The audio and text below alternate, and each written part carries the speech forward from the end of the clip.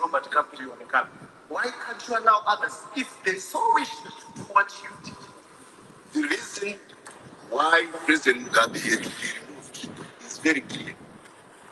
Along the way, he had decided to create a dynasty out of this country. So he was moving with his own successional agenda outside the context of the Zimbabwe people. He turned his house and his household into a courthouse of intrigue against the constitution of Zimbabwe. This is what then led to those who had put him in power originally, the war veterans.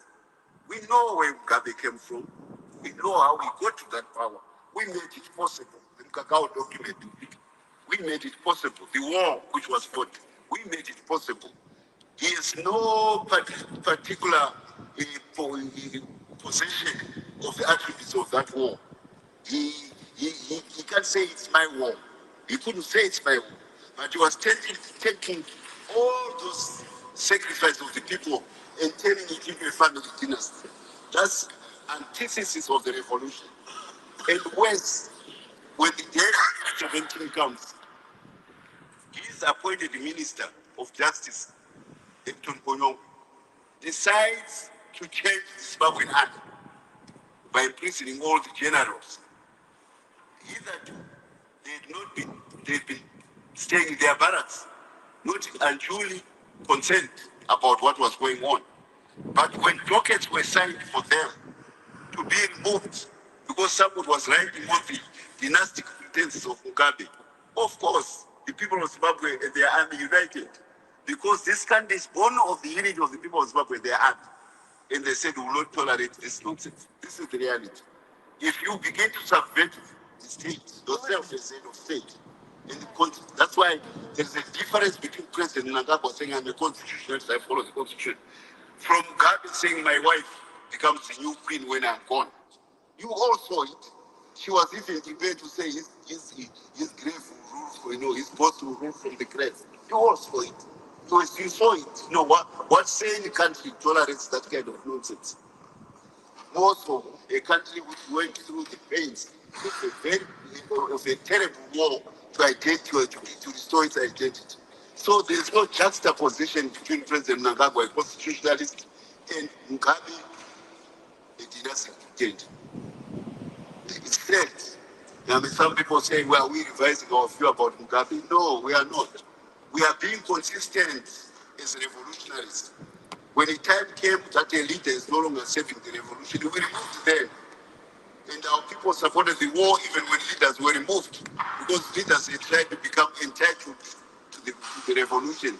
We have been dispensing with such kind of leadership as the winnowing of the identity of the revolution of Zimbabwe. That's why we are where we are today.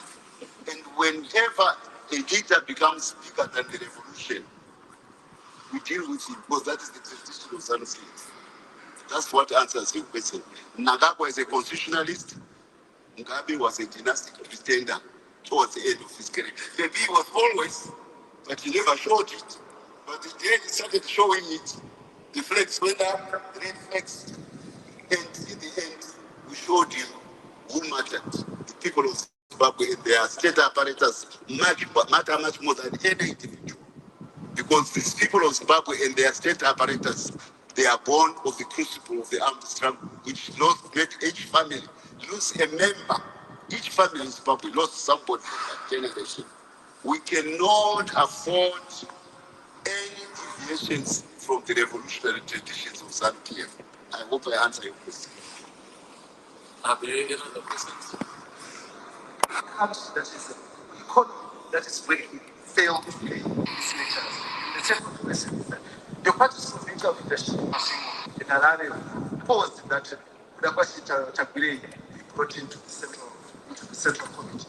We understand that the party leadership is currently reviewing a proposal by your political commissar, Nyalazi Matata, to have Tagwirei into the political bureau. Now, this succession moves and matches that are going on in your party. I will start by the last one. Anybody is free to join ZANU PF, whether be a businessman, whether you be a farmer, whether you be a fisherman, whatever. Obviously, the more business people who can have in the party, it means that they are beginning to acknowledge the palpable prosperity which the president is giving to the country. So if businessmen in their numbers begin to gravitate towards the party, we applaud that. We like it. Because a businessman produces goods and services which make him rich further than an individual person. So there's nothing wrong with businessmen coming into the party.